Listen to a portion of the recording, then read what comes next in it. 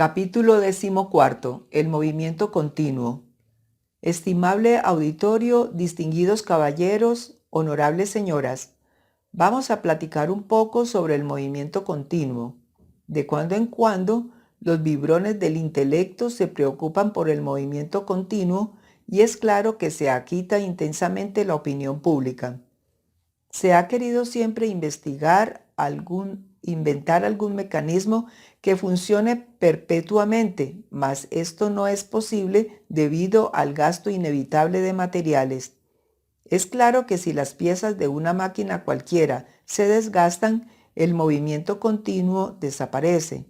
Algunas personas, tratando de descubrir la ley del movimiento continuo, han ido a parar al manicomio. Uno no puede menos de reírse al contemplar tantos artefactos que no han dado resultado alguno. ¿Qué de mecanismos ingeniosos no han inventado los vibrones del intelecto? Y sin embargo, el problema sigue sin solución. Nosotros francamente descubrimos ya la ley del movimiento continuo en el cilindro maravilloso del arcángel Aritón. Se dice que su parte principal está hecha de ámbar con ejes de platino, en tanto que los paneles interiores de las paredes están hechos de anfrosita, cobre y marfil, y de un cemento muy fuerte a prueba del frío, del calor y del agua e inclusive de las radiaciones de las concentraciones cósmicas. Para nuestro modo de ver y de entender las cosas, es obvio que tanto las palancas exteriores como las ruedas dentadas deben ser renovadas de tiempo en tiempo, pues aunque están hechos de metal más fuerte, el uso prolongado las desgasta. Estamos hablando incuestionablemente de la rueda del samsara, la cual gira eternamente. Todos nosotros, sin excepción alguna, hemos girado muchas veces con esta gran rueda y si el movimiento continuo no se ha interrumpido, se debe exclusivamente a la infinita cantidad de elementos desechables. Pensemos por un momento en el eje de esta gran rueda, esa que se dice que es de platino. Podría también afirmarse en forma enfática que es de plata. Cualquiera sabe que la plata o el platino son de tipo completamente lunar. Es obvio que no podría ser de otro material el eje de la rueda fatal. En cuanto al ámbar, es claro que este último se encuentra diluido en todo lo creado. No debemos olvidar que esta sustancia unifica completamente a las tres fuerzas universales. Resulta extraordinario que las tres fuerzas primarias de la creación, a pesar de trabajar independientemente cada una y por su cuenta, se mantienen unificadas gracias a esa sustancia magnífica denominada ámbar. Cada uno de nos no solamente ha pasado por el molino muchas veces, sino también por cada uno de los dientes del molino. Con este dicho quiero enfatizar la noticia de que incesantemente hemos girado a través de sucesivas eternidades en la rueda del arcángel Aritón, es decir, en la rueda extraordinaria del samsara. El material de desecho son los egos, descendiendo con la trágica rueda, se desintegran en el averno. Por la derecha asciende siempre Anubis, evolucionante, y por la izquierda desciende Tipón, involucionante. Hemos repetido en todas estas pláticas hasta la saciedad que a cada uno de nosotros se nos asignan siempre 108 existencias. Es claro que terminado el ciclo de vidas sucesivas, si no hemos logrado la autorrealización íntima del ser, giramos con la rueda del arcángel Aritón descendiendo dentro del reino mineral sumergido. Con esto queremos hablar bien claro y decir, se evoluciona hasta un punto perfectamente definido por la naturaleza y luego se involuciona. Subimos evolucionando por el lado derecho de la rueda y descendemos involucionando por el lado izquierdo de la misma. El ascenso evolutivo comienza propiamente dicho desde el reino mineral. Cualquier investigador esoterista con conciencia despierta podrá verificar la cruda realidad de las criaturas evolucionantes en el reino mineral superior para diferenciarlo del inferior sumergido. Muchas veces, moviéndome fuera del cuerpo físico con el eidolon, he abierto determinadas rocas o fragmentos de piedra para estudiar esas múltiples criaturas que habitan en ese reino mineral superior. Puedo decir a ustedes, sin temor a exagerar, que tales criaturas inocentes están más allá del bien y del mal. En cierta ocasión, cuando abrí un fragmento de roca, pude ver muchas damas y caballeros elegantemente vestidos que cuando mucho tendrían un tamaño de 5 a 10 centímetros de estatura. No hay duda de que a estos pequeños elementales minerales les agrada disfrazarse con nuestras vestiduras de humanoides. Viajando por distintos caminos de México en el automóvil, he visto con asombro místico a ciertos elementales superiores de las rocas, los cuales me han advertido sobre peligros o me han aconsejado precaución en las carreteras. Este segundo tipo de elementales minerales incuestionablemente es más avanzado que el primer tipo y asumen figuras muy semejantes a las del humanoide intelectual, aunque usen vestiduras con el color de las rocas en que habitan. Un tercer tipo de elementales minerales más avanzado es aquel que se conoce con el nombre de gnomos o pigmeos. Esta clase de criaturas parecen verdaderos enanos de luenga, barba blanca y cabello cano. No hay duda de que esta última clase conoce a fondo la alquimia de los metales y coopera en la obra de la naturaleza. Obviamente se trata de criaturas más avanzadas y sobre estos hablan claramente muchos textos de ocultismo. Bástenos recordar por un momento los elementales de Franz Hartmann, el cual menciona a estas criaturas. No hay duda de que los elementales minerales avanzados ingresan al reino vegetal. Cada planta es el cuerpo físico de un elemental vegetal. Todo árbol, toda hierba, por insignificante que ésta sea, posee su elemental particular. No quiero decir con esto que los elementales de las plantas, árboles y flores, etc., están metidos a todas horas dentro de su cuerpo inmóvil. Eso sería absurdo, injusto además. Los elementales vegetales tienen plena libertad para entrar y salir de sus cuerpos a voluntad. Uno se asombra cuando los encuentra en la cuarta coordenada, en la cuarta vertical. Normalmente las criaturas elementales del reino vegetal se encuentran clasificadas en forma de familias. Una es la familia de los naranjales, otra la de la hierbabuena de menta, otra de los pinos, etcétera, etcétera, etcétera. Cada familia tiene su templo propio en el Edén, en la cuarta dimensión. Muchas veces vestido con el eidolon, me he metido dentro de estos templos paradisíacos. Para citar algo de estos últimos, quiero referirme ahora al santuario de los naranjales. Hallé dentro del santa de dicha familia vegetal muchos niños inocentes. Estos se hallaban ocupados atendiendo las enseñanzas que su gurú Deva les impartía. Aquel instructor, vestido con un traje como de novia, parecía una beldad femenina exquisitamente espiritual. Similares visitas he hecho a otros templos vegetales ubicados en la tierra prometida, en esa tierra donde los ríos de agua pura de vida manan leche y miel. Los elementales avanzados del reino vegetal ingresan más tarde a los diversos departamentos del reino animal. Estas criaturas, distribuidas en múltiples familias o especies, tienen también sus guías y sus templos ubicados en el paraíso terrenal, es decir, en la cuarta coordenada, llamada por los ocultistas mundo etérico. En cierta ocasión, hallándome en meditación, pude verificar claramente el sentido inteligente del lenguaje de las aves. Recuerdo claramente a cierta ave que posada sobre la copa de un árbol discutía con otra. La primera estaba muy tranquila cuando fue de pronto interrumpida por la llegada de la segunda.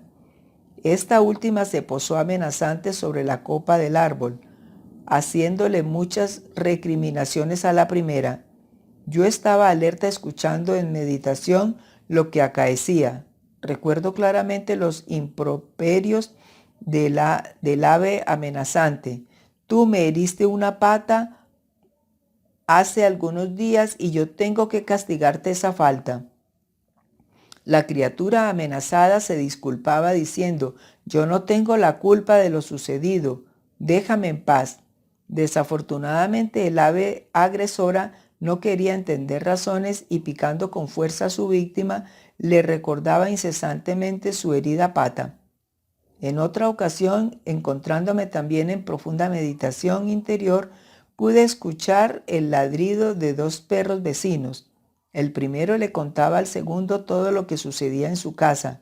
Le decía, mi amo me trata muy mal. Aquí en esta casa me dan constantemente de palos y de azotes y la alimentación es pésima.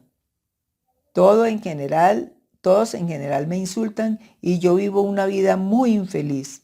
El segundo contestaba con sus ladridos diciendo, a mí me va mucho mejor, me dan buena alimentación y me tratan muy bien.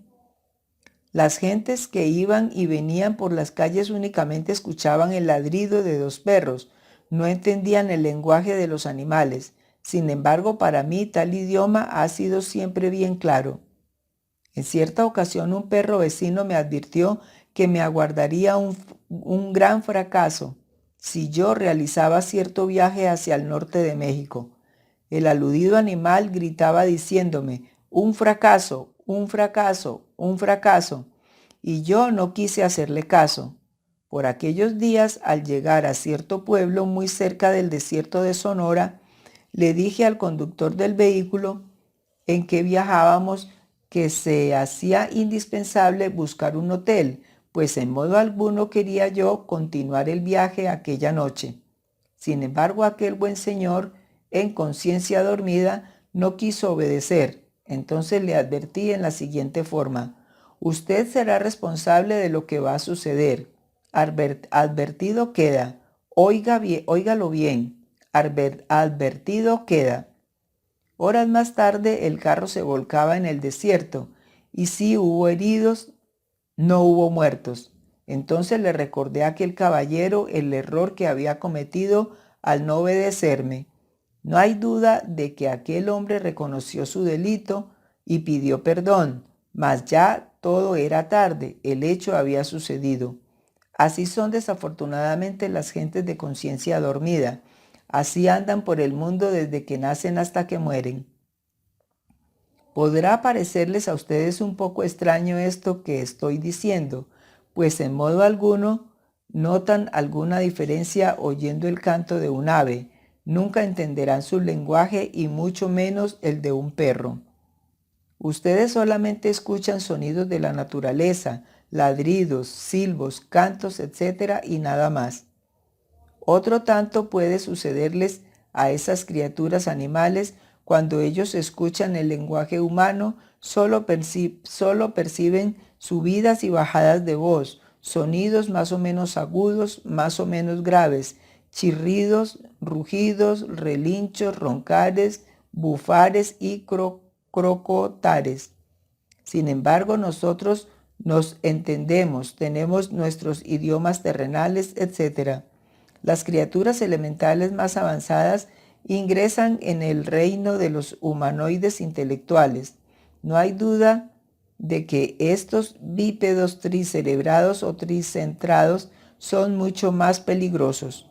A todo aquel que ingrese al reino de los homúnculos racionales se les asigna siempre 108 existencias, como ya lo hemos dicho hasta la saciedad, mas aquel que fracasa, aquel que no logra la autorrealización íntima dentro del ciclo de existencias que se le han asignado, deja de retornar y reincorporarse en organismos de humanoide y se precipita involucionando dentro de las entrañas de la Tierra en las infradimensiones de la naturaleza.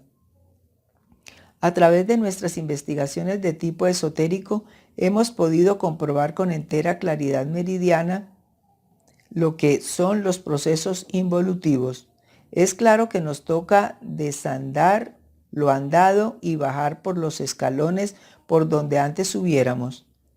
Después de recapitular en el Averno experiencias pasadas de humanoide, debemos repetir estados animalescos y vegetaloides antes de la fosilización total de la muerte segunda.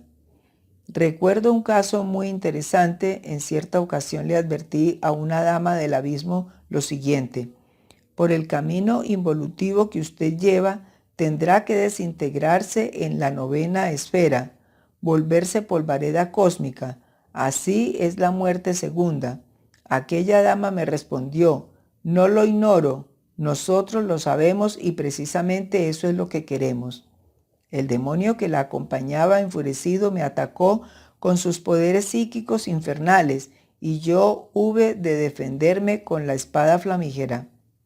Javed ha hecho de toda esta rueda del Sansara una mística, una religión, y sus secuaces le son fieles. Cuando uno platica con Javed, puede verificar que este ángel caído posee una chispeante intelectualidad, con lo cual puede seducir totalmente a cualquiera.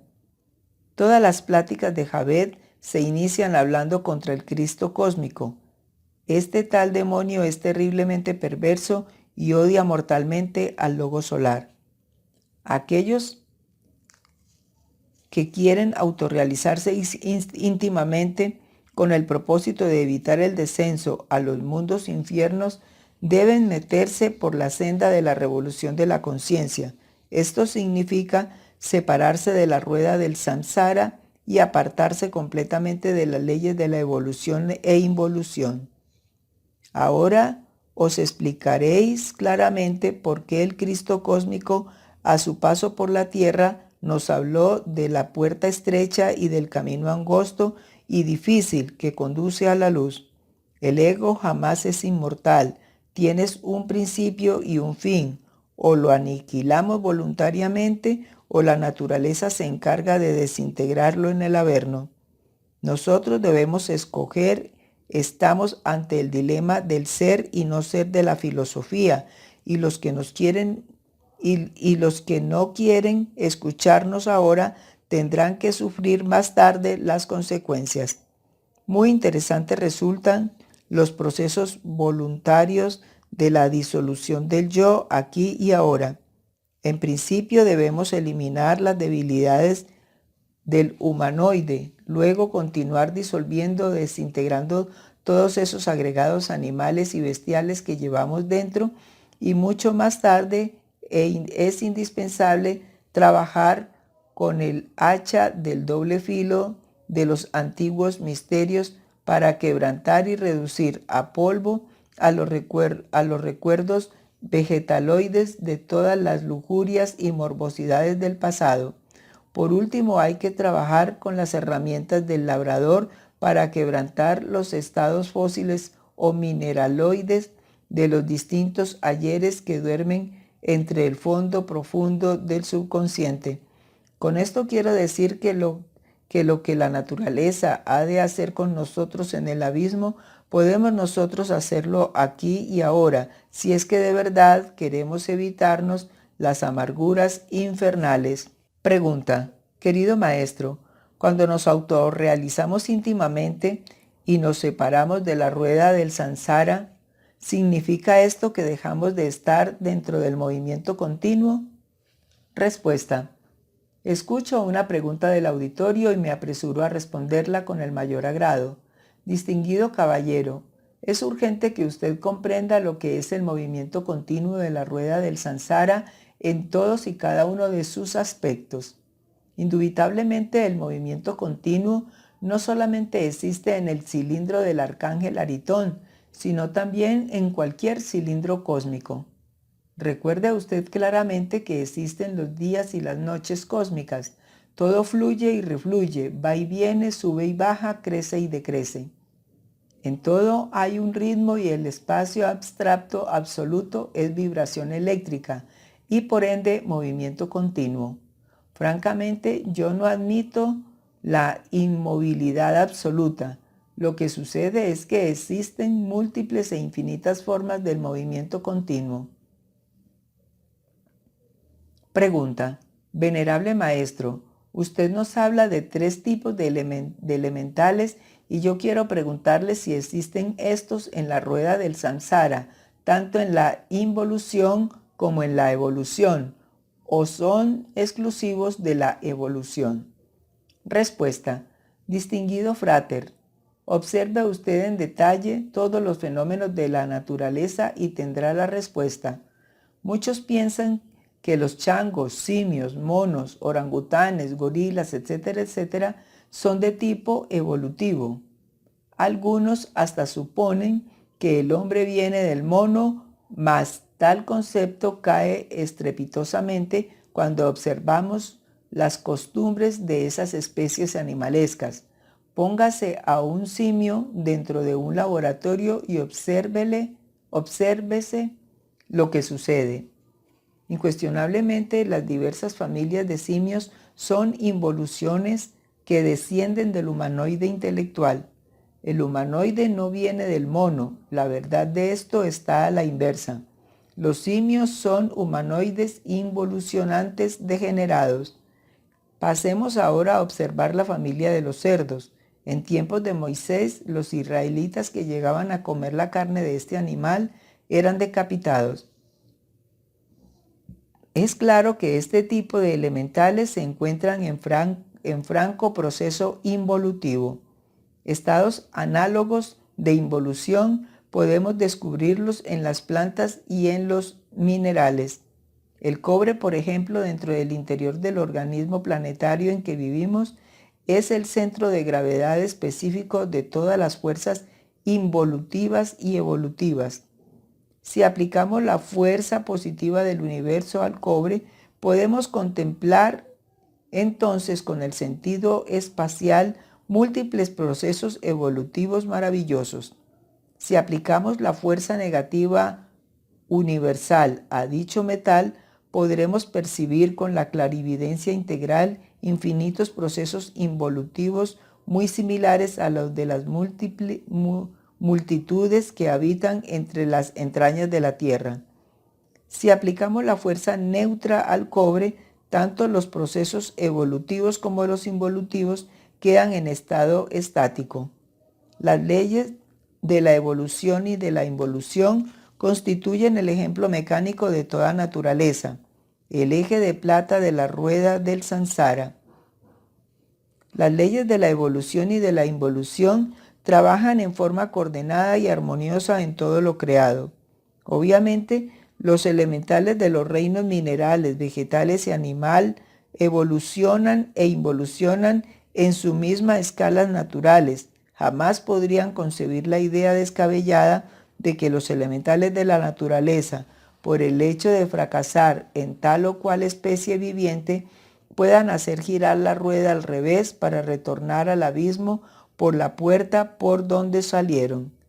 Que todos ustedes, caballeros y señoras, comprendan que en el Tartarus se entra por una puerta y se sale por otra. Esto significa, entre otras cosas, que por la derecha siempre subirá Anubis, evolucionante, y que por la izquierda descenderá perpetuamente Tipón, involucionante. El chakra del samsara no gira al revés, ¿entendido? Pregunta: Venerable Maestro, ¿existe una creencia entre quienes entendemos estas leyes en ciertas especies de animales y nos gustaría una explicación solo en el caso concreto de los cuervos, ratas y demás especies más o menos repugnantes? Respuesta: con el mayor gusto voy a dar respuesta a la nueva pregunta del auditorio. Fuera de toda duda, hay criaturas repugnantes en la naturaleza que acusan una marcada involución. Los antiguos egipcios, por ejemplo, aborrecían las ratas y es obvio que éstas se encuentran en estado de franca involución. Otro es el estado de los cuervos, y estos, aunque se alimentan de la muerte, por el hecho de desenvolverse en el rayo de Saturno, poseen ciertos poderes maravillosos que indican evolución. Yo he podido evidenciar lo que son las facultades del cuervo. En cierta ocasión, hallándome en un pequeño poblado de Venezuela, en cierta casa donde un pequeño niño se encontraba gravemente enfermo, vi con asombro a un grupo de cuervos que muy tranquilos se habían posado sobre el techo de aquella casa. Aquellas gentes sencillas entonces me aclararon lo siguiente: este niño morirá. Cuando pregunté el motivo de tal sentencia, ellos por toda respuesta me señalaron a aquellas aves negras. Entonces comprendí. El caso no tuvo remedio y realmente la criatura murió. Lo que más me asombró fueron las facultades de aquellos elementales. Sabían que la criatura iba a morir y posados sobre el tejado de aquella mansión aguardaban el momento supremo para el festín. Indubitablemente la cena macabra nunca se pudo llegar porque a la criatura se le dio cristiana sepultura. Sin embargo, las aves llegaron y la ley se cumplió. Pregunta: muy amado maestro, por todos los aspectos que usted ha explicado ampliamente, esto significa que todas aquellas criaturas animales como gatos, perros, cerdos, etc., han pasado alguna vez por la forma humana y se encuentran en camino hacia la desintegración. ¿Es posible que estas mismas criaturas se encuentren en camino hacia la forma humana? Respuesta: distinguido hermano, séame permitido informarle que muchos elementales de la naturaleza pasaron por los mundos infiernos. Con otras palabras, aclaro, después de la muerte segunda, toda alma se convierte en elemental de la naturaleza e inicia sus procesos evolutivos como ya he dicho, tanto desde la dura piedra para continuar por el vegetal y el animal hasta el estado de humanoide intelectual. En el interín, los elementales de los distintos reinos evolucionan e involucionan, mas no podrían regresar al Averno, puesto que no poseen el ego. Solo pueden ingresar al Averno los humanoides, porque estos sí tienen en su interior al ego. Con esto queda aclarada la pregunta y dada la respuesta. Pregunta: maestro, ¿qué relación hay entre la esencia y los elementales? Respuesta: es bueno que el honorable auditorio que me escucha entienda plenamente que no existe ciertamente ninguna diferencia entre la esencia y los elementales. Es claro que la esencia es el mismo elemental y el elemental es la misma esencia. Cuando el ego se desintegra en los mundos infiernos, nos convertimos en elementales de la naturaleza. Empero, cuando el ego desintegra aquí y ahora, mediante trabajos conscientes y padecimientos voluntarios, en vez de convertirnos en elementales, nos convertimos en maestros. He aquí lo importante. Pregunta: maestro, tengo curiosidad por saber, a raíz de que nos ha explicado respecto a que los elementales están más allá del bien y del mal y que por lo tanto son inocentes. Si esta inocencia se llega a perder. Respuesta: distinguido caballero, honorable auditorio que me escucha, les ruego comprender mis palabras. Hay dos tipos de inocencia, la de los victoriosos y la de los fracasados. El alma que se escapa del Averno después de la muerte segunda para convertirse en elemental de la naturaleza, obviamente está fracasada, aunque haya reconquistado su inocencia. El alma que desintegra el ego en forma voluntaria y consciente, aquí y ahora, reconquista su inocencia en forma victoriosa y se convierte en un Buda. Hay elementales que por primera vez entran en la rueda del arcángel Aritón. Nunca han sido humanos, anhelan alcanzar el estado de humanos. Existen elementales que antes de serlo vivieron como humanoides e involucionaron en los mundos infiernos. He aquí dos extremos, dos aspectos de los elementales. Primero, elementales que comienzan. Segundo, elementales que repiten los procesos elementales. Pregunta: amadísimo maestro, quisiera saber, ya que se presenta la oportunidad de su sabiduría, nos explicara usted si un elemental, cuando ingresa por primera vez a una matriz humana, por el hecho de venir sin ego, le es más fácil lograr su autorrealización. Respuesta: honorable auditorio que esta noche me escucha, es urgente saber que la esencia, el alma venida de los tres reinos inferiores a humana matriz, no tiene todavía la experiencia necesaria e indispensable que se requiere para llegar a la autorrealización íntima del ser. Normalmente toda esencia que ingresa por primera vez en un organismo humano cae en muchos errores, forma ego, adquiere karma y sufre después lo indecible. Solo más tarde esa alma puede, si así lo quiere, lograr la autorrealización. Sin embargo, repito ahora lo que ya dije en pasadas pláticas, no todas las almas logran la maestría.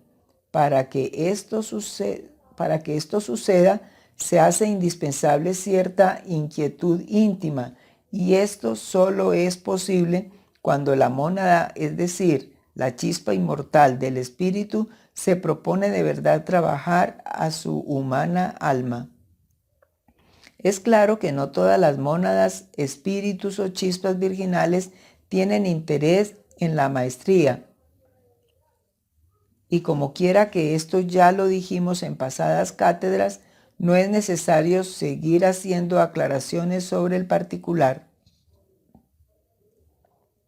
Pregunta: venerable maestro, en todo caso considero que al ir eliminando voluntariamente el ego, realmente estamos en un proceso de evolución, porque siempre hemos entendido que la evolución significa ascenso, por lo que sostengo que no están equivocados quienes afirman que sí existe la evolución permanente hasta llegar a la perfección unitotal. ¿Tiene usted alguna objeción a este concepto? Respuesta: me gusta la pregunta que viene del auditorio. Obviamente, esta en sí misma tiene un trasfondo completamente reaccionario. Sin embargo, me apresuro a responderla. ¿Piensa acaso ustedes, señores, que el ego puede evolucionar? ¿Suponen que disolverlo es evolución? Cualquier clarividente educado podrá verificar los procesos involutivos del yo, del mí mismo, del sí mismo. Es asombroso verificar cómo se precipita el ego por el camino involutivo, descendiendo por la escala animal, vegetal y mineral, cuando hollamos la senda de la revolución de la conciencia. ¿O es que pensáis, amigos, que con la disolución del ego la esencia reinicia un nuevo ascenso evolutivo adherida a la rueda de Sansara? ¿O es que vosotros creéis que el ser, el espíritu, ha de vivir perpetuamente embotellado entre los procesos evolutivos de la naturaleza y del cosmos? Nosotros jamás hemos negado las leyes de la evolución y de la involución, únicamente las aclaramos. Los procesos evolutivos e involutivos corresponden exactamente a la gran rueda del Sansara. Tales procesos no podrían repetirse infinitamente en el mundo del espíritu, porque ello significaría de hecho esclavitud perpetua. Recordad, amigos, que Jesús el Gran Kabir jamás quiso embotellarse en el dogma de la evolución. Aquel gran hierofante solo nos habló de la senda de la revolución de la conciencia, del camino angosto, estrecho y difícil que nos conduce a la luz, que muy pocos son los que lo hallan. ¿Cuándo vais a entender esto, señores? ¿En qué época? ¿Cuándo os vais a resolver a entrar por la puerta estrecha y el camino angosto? ¿O es que acaso vosotros queréis corregirle la plana a Jesús del Cristo? Aquellos que disuelven el ego alcanzan la transformación radical y eso es revolución total. Pregunta. Maestro, me parece un concepto de total injusticia y contrario al amor con que se identifica el gran arquitecto del universo, el que se admita que después de haber alcanzado el estado humano y desarrollado el intelecto a las alturas que actualmente nos encontramos, en que maravillan los adelantos y las proezas de los hombres de la ciencia modernos, tengamos que regresar al estado de caballos, perros y cerdos. ¿Cómo puede, siquiera someramente, aparecer tal concepto a la mente del hombre racional e inteligente? Francamente, creo que esto insulta la eminente dignidad del hombre hecho a imagen y semejanza de Dios. Respuesta. Veo allá en el auditorio a un caballero que intenta corregirle la plana al autor de la doctrina de la transmigración de las almas, al gran Avatara Krishna, el cual vivió 1000 años antes del Cristo. Jamás dijo el gran Avatara hindú que el chakra del Sansara girara al revés, que la rueda del arcángel Aritón se procesara a la inversa, deteniendo su marcha para girar en sentido contrario. Señores y señoras, la rueda del arcano 10 del tarot siempre sigue su curso, jamás se devuelve. Cualquier automóvil puede retroceder, mas la rueda del Sansara nunca retrocede.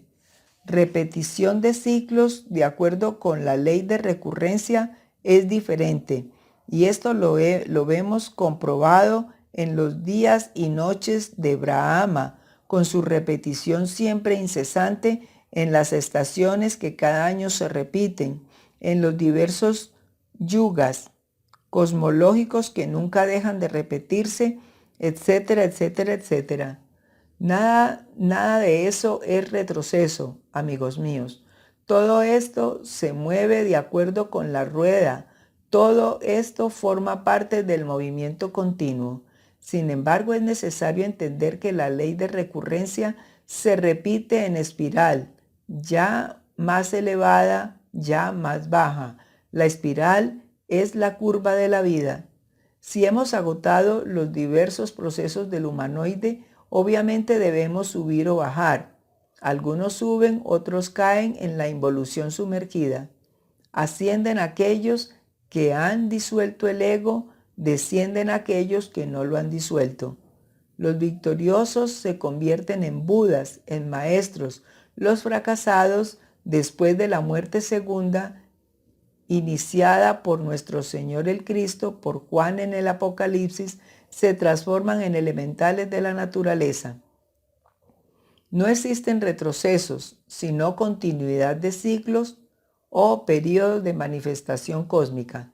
Ya dijéramos en pasadas pláticas que todos estos ciclos o periodos están contados y en ello no hay retroceso. La rueda avanza, jamás se devuelve. Se comienza por el ciclo número 1 y se termina con el 3000. La cuenta de ciclos o periodos de manifestación nunca marchan a la inversa, por lo tanto, la matemática demuestra claramente que la doctrina de la transmigración de las almas es exacta. Grave sería, señores y señoras, que el ego no tuviera un límite y que continuara eternamente desarrollándose y desenvolviéndose. Piensen ustedes en lo que esto significaría. Jamás tendría el mal del mundo un límite. Se extendería victorioso por los espacios infinitos y dominaría todos los 7 cosmos. En este caso, sí habría injusticia. Distinguidos señores y señoras, afortunadamente, el gran arquitecto del universo, citado por el caballero que ha hecho la pregunta, ha puesto un dique al mal.